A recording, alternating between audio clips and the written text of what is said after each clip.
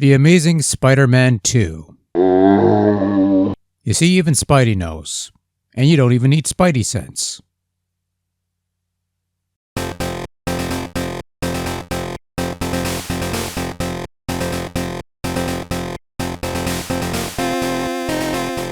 So long before The Amazing Spider-Man 2 was the title of a terrible excuse for a motion picture starring a Spider-Man who deserved far better than what he actually got, it was the title of a terrible excuse for a video game licensed by Nintendo for playing your Nintendo Game Boy handheld system that saw release in 1992, courtesy of Acclaim Entertainment, hiding under the label of one of their recent acquisitions, LJN, maker of toys. Now, this is obviously the follow-up to the first Amazing Spider-Man game on Game Boy, published by LJN proper before they were acquired by Acclaim, and something we looked at ages ago, and something I got to replay recently to sort of refresh my memory because it has been a while, and yeah, it's not great. I'd be hard-pressed to call it good even, but at the very least it was competent and somewhat playable. And that's because Amazing Spider-Man 1 was developed by Rare, who was known for making some good video games. They also made Who Framed Roger Rabbit on NES, but hey, they can't all be winners, right? Now, Spider-Man 2, on the other hand, was developed not by British studio Rare, but rather British studio Bits, the same studio responsible for another insipidly dreadful Spider-Man game called Spider-Man Return of the Sinister Six, which was the only Spider-Man game to grace the venerable Nintendo Entertainment System, and for good reason. Those who have played it would immediately regret it, and the few who claim to like it are probably lying, they merely tolerate it.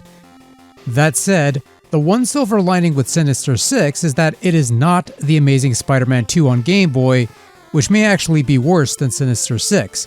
Hell, I'd go so far to say that it's probably the worst of the Game Boy offerings, and we still have one more game to sample in this trilogy that I am more than content to hold off for another decade or so. I'm in no real hurry, quite frankly.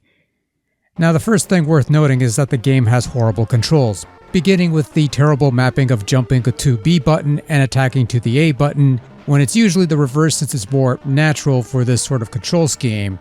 This is what pisses me off about Bits, because they also did this in their Sinister Six game on NES, and spoiler, it's also the same deal as Spider-Man 3 on Game Boy, which Bits also developed. This is why I'm not in a hurry to sample that game anytime soon. Now, if that were my only quibble with the controls, it'd be one thing, but it's only the start.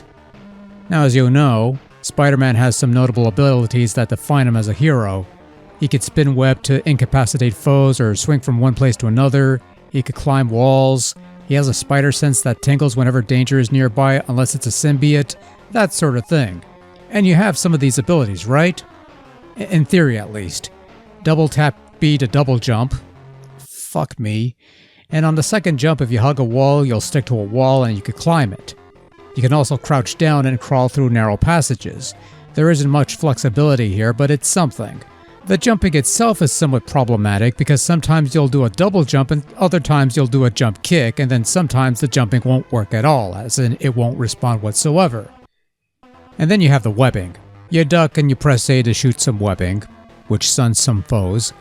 Up and A to shoot a line of webbing and hope it sticks to something so you could use it to swing from one place to another, which, look, web slinging in the first game wasn't convenient, but it did work and it got the job done whenever you needed it. Web slinging in this game isn't a major factor save for a couple key parts, but one of those key parts involve jumping over a pit that could kill you if you don't get it right, and for better or worse, you're not going to get it right the first time out. And also, you have limited webbing, and resources in this game are very hard to come by. So you have to be extra careful with your web management. Psst. Psst. Good luck with that, pal. It's not going to happen. Oh, I suppose I should talk about the actual game. Don't worry, it won't take long. Because Spider-Man 2 is a relatively short game, but one that is obtuse in its progression. See, unlike the previous game, which is fairly straightforward level-to-level action, the world of Spider-Man 2 is one big open-ended adventure. Now you're thinking, hey, that's pretty neat. Non-linear gameplay, bit of exploration, early form of search action, or as the mentally deficient would like to call it, Metroidvania style.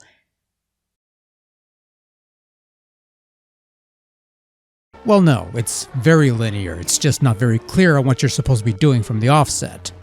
Okay, so let's check this out. In the first stage of the game, for lack of a better term, you need to get over this electric fence, and the only way to do that is by glider. The glider that's being flown around by Hobgoblin. So you have to shoot some webbing to drag Hobby down to the floor and beat the crap out of him to get a key. Problem solved, let's use that glider now, except nope, because you need oil to get the thing running.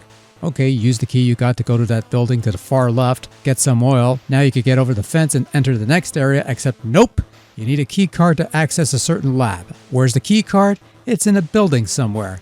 And none of this is really communicated to you. You have to figure this shit out for yourself or look up a guide online.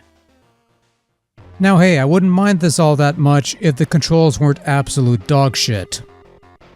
Also, some of the collision detection has a tendency to be a bit spotty, the random spawning of enemies are a bit of a nuisance, and wall climbing, while functional, is far from worthwhile. And the less said about the web slinging, the better, except you need that for a couple key parts here and there. And hey, here's a piece of advice, kids. Before making your game all sorts of epic and deep and all that shit, maybe consider making sure you've got the basic fundamentals functioning to a better than tolerable level, because if your base gameplay sucks, the rest of the package suffers as a result, and that's most certainly the case with Amazing Spider-Man 2 on Game Boy. And look, on a good day, when you know what you're doing and everything works the way it's supposed to, you could probably clear this in roughly 30 to 40 minutes, being generous there. Like I said, it's not a very long game, it just feels like it.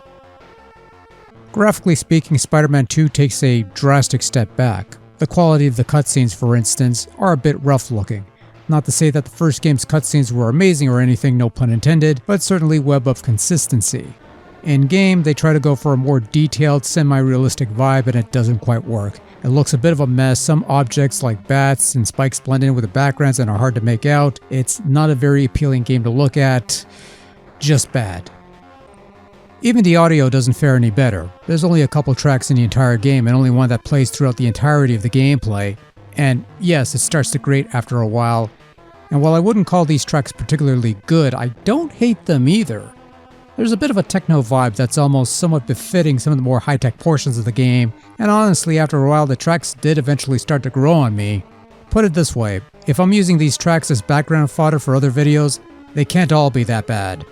But at the same time, they're not all that great either, so... And the sound effects... they exist, I guess. I could barely hear them or whatever. I don't know. There is no nice way for me to say this. Amazing Spider-Man 2 on Game Boy is absolutely horrible and nobody should play it. Just stick with the first game, or get your Spidey gaming fix anywhere else but here. This is, for all intents and purposes, a complete and utter waste of time. With that said, expect a review of Spider-Man 3 on Game Boy in the year 2086 AD when the entire human race is wiped out.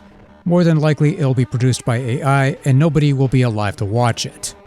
Trust me, you're not going to miss much. Good night.